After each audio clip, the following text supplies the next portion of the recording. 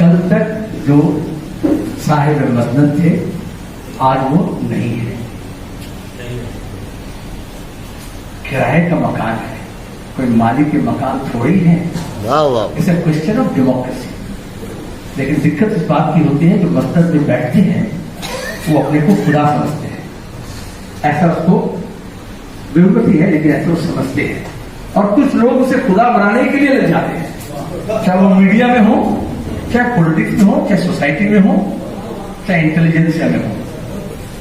लेकिन main issue है democracy. यहां कई लोग बोले हैं कि बांग्लादेश में अभी जनवरी में चुनाव हुए, दिसंबर जनवरी में, लेकिन पॉपुलर मैंडेट अगर इलेक्शन में रिप्रेजेंटेड नहीं होता है और धांधली होती है तो अगर पैलेस डिसाइड नहीं कर सकता है तो स्ट्रीट्स को डिसाइड करना पड़ता है। अगर संसद में फैसला नहीं होता है तो सड़क में होता है, दुनिया के किसी भी कोने में। दूसरी बात यह है कि जियो पोलिटिकल सिचुएशन देखिए आप, साउथ एशिया, हम यहां की बात कर रहे हैं। 2014 के बाद ये सब बात करने के लिए साथ थी साउथ एशियन रीजनल कोऑपरेशन। हमने 2014 से उसको ताक में उठा दिया। हमें कोई फिक्र है? हम सबसे बड़ी मुल्क है साउथ एशिया के, इंडिया गवर्नमेंट का फैसला है। पाकिस्तान से कुछ विरोध था, बायलैटरल मामला था, लेकिन आज साथ नहीं है ही। और हम यहां बैठे हैं बांग्लादेश के लिए बारे में फैसला करेंगे। जमहूरियत में अपने अपने मुल्क और इट्स अ सॉवरेन कंट्री, और ये इतना भी এত অহমিকা থাকা উচিত নয় যে আমরা বাংলাদেশকে স্বাধীন করেছি। বাংলাদেশ সেখানকার মানুষ লড়াই করে স্বাধীন হয়েছে। ভারত পাকিস্তানের যুদ্ধ হয়েছে, সেটাকে নিয়ে আমরা বিজয় প্রাপ্ত হয়েছি। তাতে বাংলাদেশের মুক্তিযুদ্ধ ত্বরান্বিত হয়েছে, মদত হয়েছে। কিন্তু প্রথম বাংলাদেশ বিরোধী মনোভাব তৈরি হয় যদি আমরা মনে করি এবং ইন্ডিয়া অ্যান্টি ইন্ডিয়া মুভমেন্ট ওখানে তৈরি হয়, অ্যান্টি ইন্ডিয়া সেন্টিমেন্ট তৈরি হয়, যখন আমরা এই বিগ ব্রাদার হিসেবে মনে করি আমরা তোমাদের স্বাধীনতা দিয়েছি। নো, কেউ কাউকে স্বাধীনতা দেয় না, নিজের দেশের লোককে স্বাধীনতা দেয় না, অন্য দেশকে স্বাধীনতা দেয় না। পরিষ্কার এই অহমিকা থাকা उचित है। और अभी जो लोग ये समझ रहे हैं कि यहाँ इनकलाब हुआ है तो वो भी गलत है, सब लोग इनकलाब समझते नहीं। बेशक मास मूवमेंट हुआ है, स्टूडेंट मूवमेंट हुआ है, लोग आए हैं, हुकूमत के खिलाफ सड़क पर उतरे हैं। और जब भी ऐसे बदलाव होता है ना, हमारे मुल्क में नहीं हुआ, हमारे बंगाल में नहीं हुआ। अभी अच्छा लग रहा है कि लोग हिंसा के बारे में बहुत फिक्रमंद हैं। हमें कंडेम करना चाहिए हिंसा, चाहे यहां हो चाहे वहां, चाहे दुनिया के किसी भी कोने में, चाहे वो रफा कैंप में हो, चाहे फलस्तीन में हो, चाहे बांग्लादेश में हो, चाहे यूपी में हो, चाहे बंगाल में हो, चाहे बर्मा में हो, चाहे और भी किसी जगह हो। हम अगर हिंसा के विरोध में है तो देश से ऊपर उठ के बात करना चाहिए। हमारी इच्छा भालो, तुम्हारी इच्छा खराब, এটা হওয়া উচিত। अब वहां के लोग इंटरिम गवर्नमेंट बनाए हैं, वो लोग फैसला लेंगे। हम जजमेंट नहीं कर सकते अच्छा या बुरा, हमारा अपना पॉलिटिकल समझ है, लेकिन इस तरह के डिस्कशन में हम जजमेंट नहीं दे सकते कि हमको कोई আমাকে কেউ বিচারপতি বানায় যেটা ভালো হয়েছে कि बंद হয়েছে। टाइम विल से हमें ये देखना पड़ेगा जो विषय दिया गया वहां जो माइनॉरिटीज के ऊपर अटैक हो रहे हैं।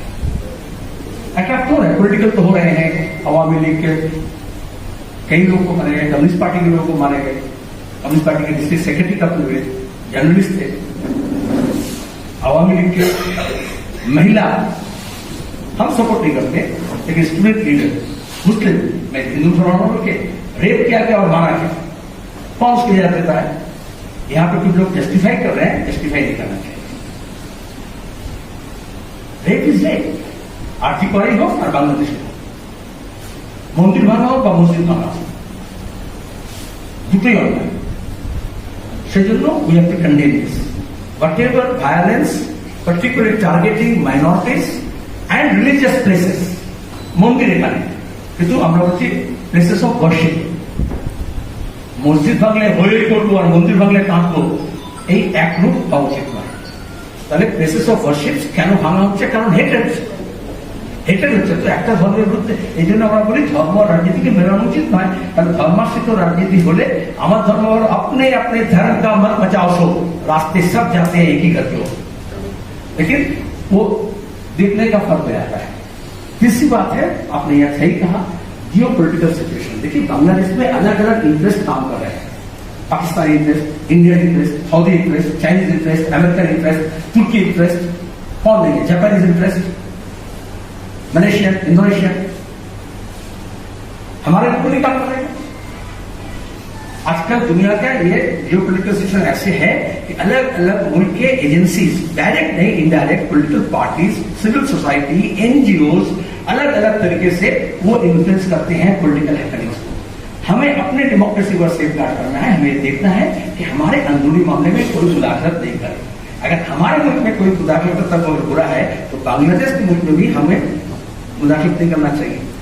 आजादी का मतलब ये होता है, उसकी आजादी को हमें, हमारा फेलियर क्या होगा? आज 7 मुल्क में कोई भी मुल्क हमारे साथ क्यों नहीं है? भूटान नहीं है, अभी मालदीव में जयशंकर जी गए, अभी जितना सा छोटा सा मालदीव है, जब वहां के इंटरनल कुछ होता हो तो हमारे यहां फौज गया, नेवी गया, और आज वो कहता है इंडिया गेट आउट। अभी हम समझे हैं कि जाना चाहिए। हम विश्व गुरु नहीं हो सकते अगर हम रीजनल गुरु नहीं होते हैं। পাড়ায় আপনি যদি না মান বিশ্বের মতো করে হয়ে যাবেন, তো আমার প্রতিবেশী দেশগুলোর সঙ্গে আমাদের অবস্থা কেন হচ্ছে? ফেলিও आज अमेरिका हो, यहाँ क्योंकि बात हुआ यूएस का और है, हम हमारे इंडिया गवर्नमेंट के फॉरेन पॉलिसी बांग्लादेश में फेल हुई। उसका कारण ये है, चाहे श्रीलंका हो, चाहे मालदीव हो, चाहे बांग्लादेश हो, हम एक गिरोह के साथ जा रहे हैं। तो too much identity with one, हम इंटरनल पॉलिटिक्स में, तो वहां पे जब अवामी लीग के साथ, हसीना के साथ गवर्नमेंट का इतना ज्यादा इंटीग्रेशन बढ़ गया, मैं कहूंगा मोदी गवर्नमेंट का, एनडीए गवर्नमेंट का भी नहीं, तो जाहिर बात है वहां पे जब एंटी अवामी लीग, एंटी हसीना जो हेटेड हो रहा था, वो एंटी इंडिया भी बढ़ गया। हमेशा है बांग्लादेश में एंटी इंडिया सेंटिमेंट को बढ़ावा देते हैं ऐसे गिरोह हैं, जैसे हमारे मुल्क में एंटी बांग्लादेशी सेंटिमेंट बढ़ाने देने के लिए लोग हैं। আমরা এখানে বাংলাদেশি শব্দটাকে ঘৃণা করিনি, अभी तो ये सब हुआ, लेकिन এখানে কখনো নেপালি, পাকিস্তানি, ভুটানি, চাইনিজ বলে অত ঘৃণা নেই, 60 70 ছিল, যতটা বাংলাদেশি শব্দটাকে ব্যবহার করা হয় রাজনৈতিক ঘৃণার জন্য, ধর্মীয় ঘৃণার জন্য। तो बांग्लादेश देखिए, मोहब्बत एक करने से दूसरा करेगा ऐसा कोई मजबूरी नहीं है, लेकिन नफरत एक करने से वो दूसरे की तरफ से नफरत होता है। कौन आगे कौन पहले, मुर्गी आगे ना अंडा आगे, हम उसकी जरूरत नहीं जा रहे हैं। लेकिन ये जो एंटी बांग्लादेशी सेंटिमेंट है इंडिया में और एंटी इंडिया सेंटिमेंट जो बांग्लादेश में है, वो एक दूसरे को कॉम्प्लीमेंट और सप्लीमेंट करता है। और जिससे नौबत ये हुआ, और अवामी लीग के साथ जैसे हिंदू आइडेंटिटी है, क्योंकि सेकुलर अवामी लीग को समझा गया, आजादी किया है, ज्यादातर माइनॉरिटीज, अक्सर माइनॉरिटीज जो होते हैं यहां भी वहां भी, वो अक्सर हुकूमत के पास, वो सरकारी होना चाहते हैं। बुरा मत मानिए, सरकारी मुसलमान होना चाहते हैं, वहां सरकारी हिंदू होना चाहिए। वो कोई पार्टी का नहीं, कोई पॉलिटिकल समस्या नहीं होता, धर्म के नाते नहीं होता है। इतने दिन तक जब 15 साल से उसका हुकूमत है, और पहले भी था, तो अब आगे कारण भी था कि वो हुकूमत के साथ रहते हैं, हुक्मरान के साथ रहते हैं, उसे माइनॉरिटी सिंड्रोम, ये सब माइनॉरिटी सिंड्रोम, पॉलिटिकल सिंड्रोम। तो यहां जैसे माइनॉरिटी, वहां भी माइनॉरिटी, लेकिन इत्तेफाक से এখানে এই যে ধর্মের প্রয়োজন হতে হয়, এখানে মাইনরিটি বলতে মুসলমান, খ্রিস্টান, শিখ বোঝায়, ওখানে মাইনরিটি বলতে হিন্দু, বুদ্ধিস্ট, শিখ एंड ख्रिस्टान বোঝায়, যতই আছে। तो এই জন্য यहाँ दूसरा सबक हमें हासिल करना चाहिए, जैसे जमहूरियत को, आजादी को तस्लीम करना है हर मुल्क का, वैसे ही माइनॉरिटीज के राइट्स को तस्लीम करना है किसी भी मुल्क में हो। ধর্মনিরপেক্ষ শুধু হলে হয় না, দেশ নিরপেক্ষ হতে হয়, সেকুলার হতে গেলে যে কোনো देशे चार माइनॉरिटी का राइट्स का खत्म होते हैं। इसलिए हमें वहां जो माइनॉरिटीज के ऊपर जो अटैक्स हो रहे हैं, मंदिरों के ऊपर जो हमले हो रहे हैं, उसका निंदा करना चाहिए, घोर निंदा करना चाहिए। मैं कड़ी निंदा नहीं बोला, क्योंकि भारत सरकार अक्सर करती रहती है, लेकिन घोर निंदा करना चाहिए। और वहां के जो लोग ये देखिए, ये व्हाट्सएप यूनिवर्सिटी से बच कर चल गया, वो सेंटिमेंट, बंगाली सेंटिमेंट उठाने के लिए वहां से लोग ना, बंगाली सेंटिमेंट, रविंद्रनाथ मूर्ति बनी थी।